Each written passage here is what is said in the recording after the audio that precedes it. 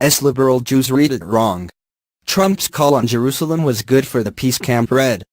President Trump's statement on Jerusalem was good for the peace camp.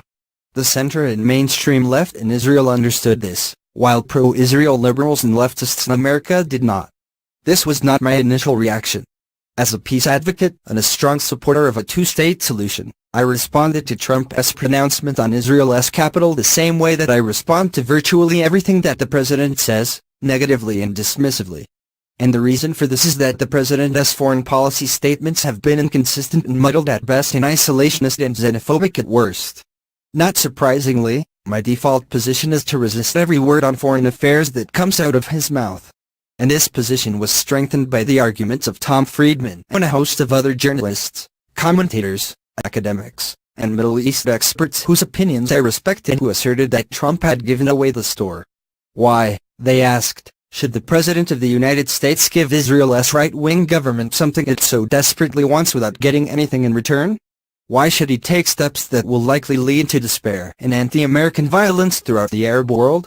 Why should he fail to take note of Palestinian concerns about their potential capital? And not only that. If Bibi Netanyahu, Israel's right-wing and corrupt prime minister, is exhilarated by the president's stand, isn't that a good reason for me to react to Trump with a substantial measure of skepticism and doubt? And I did. At the beginning, at least.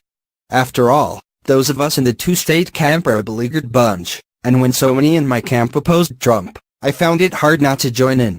But it didn't last, for three reasons. In the first place, I responded viscerally. I am a Jerusalem Jew. In my 75 or so visits to Israel, about 60% of my time has been spent in Jerusalem. I enjoy the hustle and bustle of Tel Aviv, and I love the stark majesty of the Negev. But still, warts and all, Jerusalem remains for me a city of unsurpassed beauty and palpable holiness. And I believe that Judaism and Jewish life will not be sustained without Jerusalem at its core. Jerusalem is and will remain the capital of Israel, whether the President of the United States says so or not.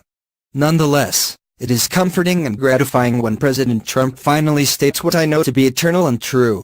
And not only that.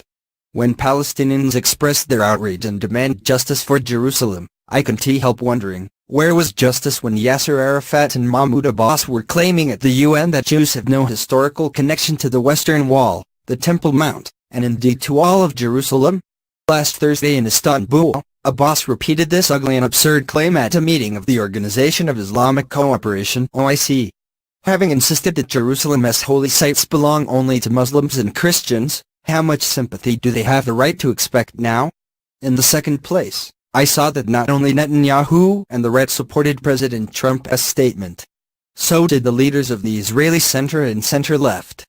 Knesset opposition leader Isaac Herzog, Yesh Atid chair Yair Lapid, Zionist Union chair Ava Gape, and former foreign minister Tzipi Livni all applauded the president's words.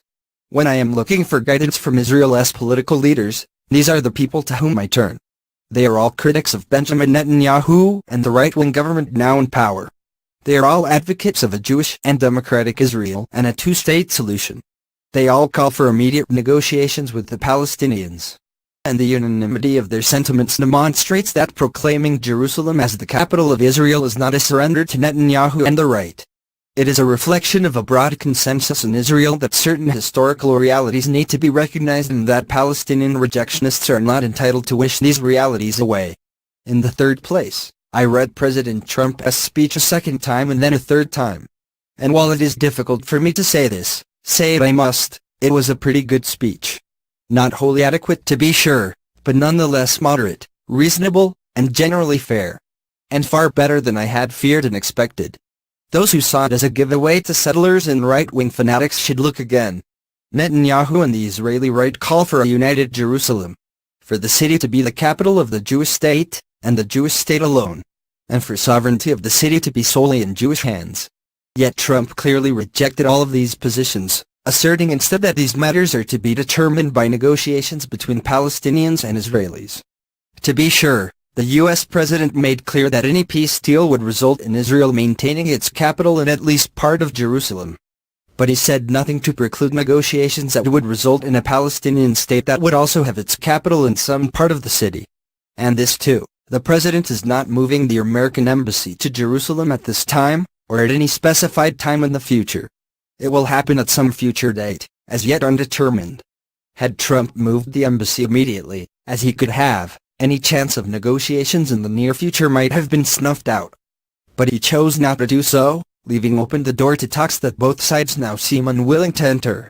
In short, this was no sellout to the Israeli right. Israel got recognition of Jerusalem as its capital from the United States of America. The Palestinians heard from the American president that he does not accept the United City, single sovereignty model for Jerusalem that Netanyahu advocates. These matters are to be determined jointly, through negotiations. Does this make President Trump a hero? Hardly. The big question, for all parties, is whether or not he has a strategy for what happens now. At the moment, it is not the least bit clear that he does.